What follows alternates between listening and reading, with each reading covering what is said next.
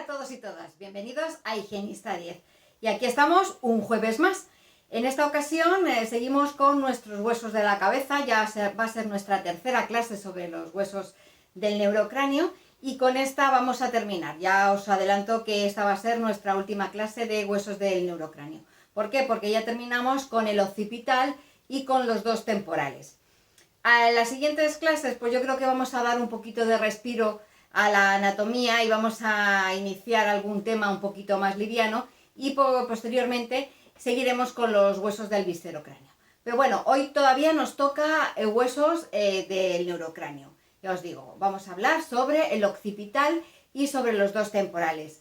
Me interesa muchísimo si todos los temas de atrás de lo que son anatomía los habéis entendido bien, si hay alguna cosa que aclararos. Os vuelvo a repetir.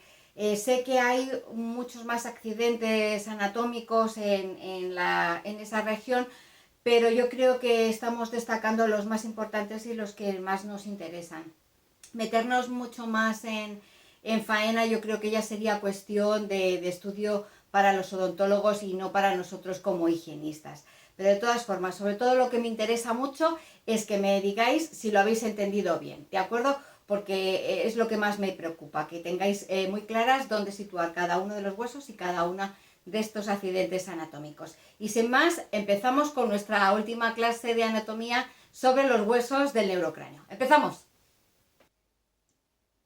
Nos quedaba el hueso occipital y los dos temporales para terminar el apartado sobre los huesos del neurocráneo. Como en las ocasiones anteriores, veremos los accidentes anatómicos más destacados de estos huesos. Si no los has visto todavía, te recomiendo que veas los dos vídeos anteriores en los que describimos la anatomía del frontal, el parietal, el etmoides y el esfenoides. El porcentaje de preguntas sobre anatomía suele ser bastante alto, por lo que te aconsejo que lo tengas muy presente a la hora de organizar tu estudio. Ponernos con la anatomía suele darnos pereza, pero quédate hasta el final del vídeo y comprobarás que sin darte cuenta eres capaz de señalar las estructuras más importantes del hueso occipital y el temporal. Te pido que te suscribas porque es el apoyo que necesito para seguir subiendo vídeos al canal. A ti no te requiere un esfuerzo adicional, pero para mí supone poder crear más y mejor contenido que puedas utilizar. Y si te están gustando las publicaciones, dame un like, que se agradece un montón. Para los que seguís mis vídeos, sabéis que nos quedan el occipital y el temporal para terminar con el repaso a los huesos del neurocráneo. Para los que os incorporáis, os recomiendo que cuando terminéis reviséis los anteriores en los que tratamos el frontal, el parietal, el etmoides y el esfenoides. Son vídeos que están interconectados en tanto que repasamos la anatomía del neurocráneo, pero se pueden ver perfectamente por separado. Como os he comentado al comienzo del vídeo, hoy nos vamos a centrar en describir el occipital y el temporal. El occipital es un hueso impar, mientras que los temporales son dos. Este último, el temporal, es uno de los huesos del neurocráneo que presentan un mayor interés en odontología por la relación que tiene con la articulación temporomandibular o ATM. Como viene siendo habitual, recurrimos a nuestro cráneo giratorio para situar los huesos que nos ocupan hoy. Vamos a tener que ponerle nombre al pobre. De tanto verle, le estoy cogiendo un montón de cariño. Tiene cara de llamarse Pepito. Empezamos con el hueso occipital, que es el que se encuentra coloreado en verde. Es un hueso impar, central y simétrico, que se encuentra situado en la porción posterior del cráneo. Articula con los dos parietales en azul, con los dos temporales que están en color naranja, con el esfenoides, que es el hueso coloreado en magenta, todos ellos pertenecientes al neurocráneo. Y también articula con el atlas, que es la denominación que se le da a la primera vértebra cervical. El hueso occipital presenta dos caras, una cara exocraneal y otra endocraneal, que es la que se relaciona con las estructuras encefálicas. En esta diapositiva vemos en detalle tanto la cara exocraneal como la cara endocraneal, lo que nos permite observar las distintas estructuras que conforman este hueso. Veamos los accidentes anatómicos más destacados del occipital. En primer lugar, señalaremos los que se aprecian en la cara exocraneal. El primero de ellos, y el más evidente, es el foramen magnum o agujero magno, que se corresponde con la salida del encéfalo hacia la médula espinal. Es un orificio ovalado que comunica el cráneo con el conducto raquídeo y da paso al bulbo raquídeo, a arterias y nervios espinales. La elipse negra y la línea del mismo color indican la zona denominada porción escamosa o concha del occipital, mientras que la línea gris señala la protuberancia occipital externa o inion.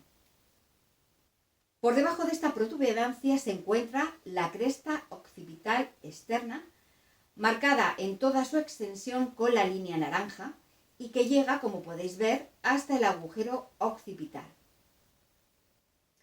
A ambos lados de la cresta se aprecian unas líneas curvas, las líneas temporales superior señaladas con las flechas rojas y las inferiores señaladas en verde, en donde se inserta el músculo temporal.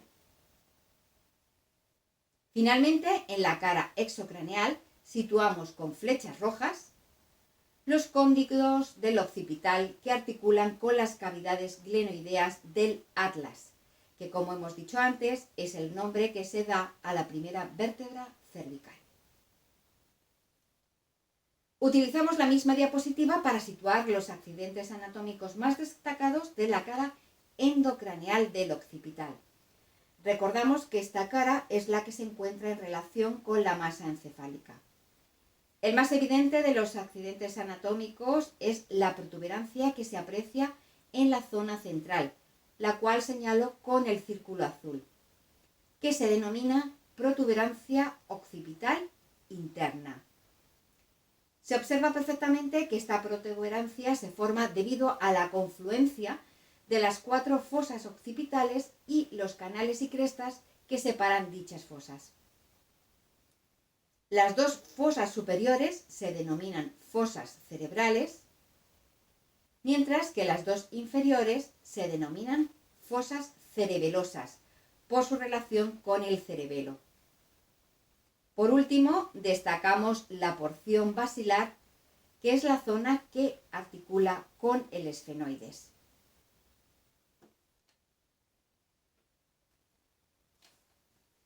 Con esto damos por terminada la descripción del occipital. Como siempre, vemos una imagen en 3D en movimiento para situar en el espacio este hueso. En la imagen superior izquierda vemos una vista desde la nuca. En la imagen central vemos una vista desde abajo, donde se aprecia perfectamente la localización del foramen magno. Y por último, en la imagen superior derecha se nos muestra la cara endocraneal del occipital. Como veis, se han retirado los 2 parietales y el frontal para ver mejor el hueso occipital desde esta perspectiva. Aprovecho esta imagen para remarcaros la porción basilar del hueso occipital, que es la zona de articulación con el esfenoides, y desde esta perspectiva se aprecia perfectamente. Aquí tenemos otra vez a Pepito, nuestro cráneo giratorio, para situar los huesos temporales que están coloreados en naranja. Es un hueso par, irregular, situado en la parte lateral, media e inferior del cráneo. Articula tanto con huesos del neurocráneo como con huesos del viscerocráneo.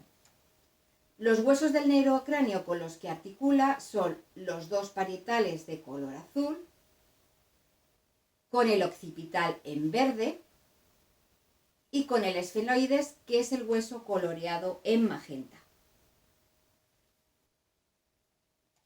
En cuanto a los huesos del viscerocráneo, vemos que aparecen en transparencia, pero indicaremos que articula con los huesos cigomáticos o malares y con la mandíbula, con la que conforma la articulación temporomandibular o ATM. En la siguiente diapositiva tenemos nuestro hueso temporal desgajado del resto de huesos del cráneo para poder observarlo desde distintos puntos de vista. Presenta una cara exocraneal y otra endocraneal.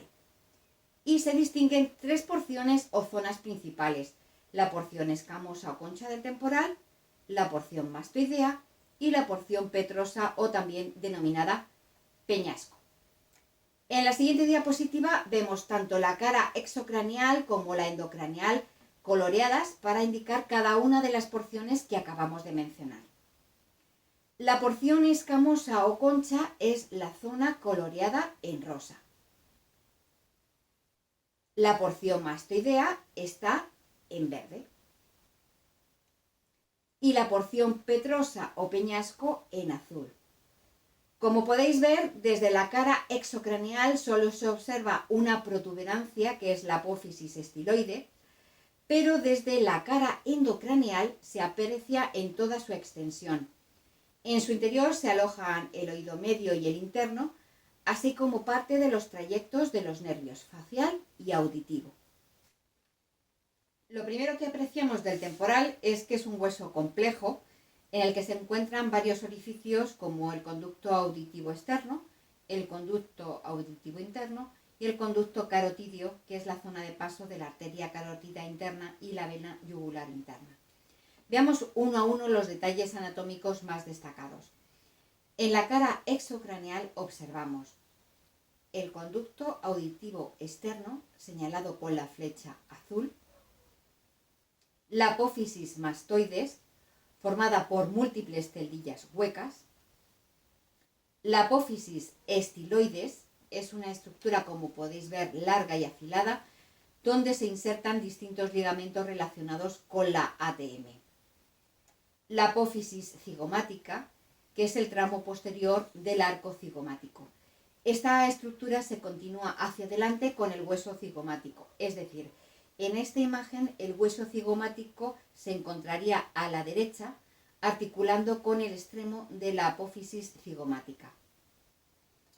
Destacamos dos detalles anatómicos más debidos a su importancia, ya que se relacionan directamente con la ATM. De un lado la fosa mandibular o cavidad glenoidea y de otro el tubérculo o eminencia articular, o también lo podemos encontrar denominado como cóndilo del temporal. La fosa mandibular o cavidad glenoidea, señalada con la flecha verde, es la zona donde se articula el cóndilo mandibular. Y el tubérculo o eminencia articular, también denominado cóndilo del temporal, señalado con la flecha rosa, que actúa como freno anterior del cóndilo mandibular. Finalmente, situaremos en la cara endocraneal el conducto auditivo interno.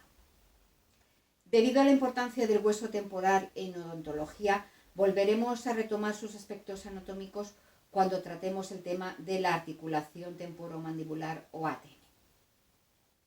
Como siempre hacemos, volvemos a ver una imagen del temporal en 3D, en este caso pues una imagen fija, en la que se aprecia perfectamente la relación que se establece entre este hueso y los huesos del viscerocráneo con los que articula, en concreto con el cigomático malar y sobre todo con la mandíbula.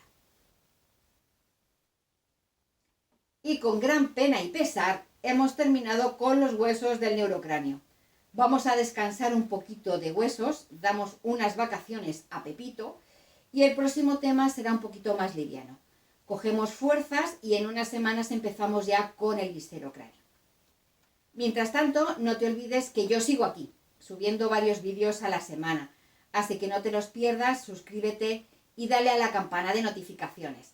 Compártelo para que llegue a más gente y dame un like para ayudarme con eso de los algoritmos de YouTube, que no sé cómo funcionan, pero al parecer son importantes. Así que nos vemos en unos días y no me faltes. ¡Hasta luego!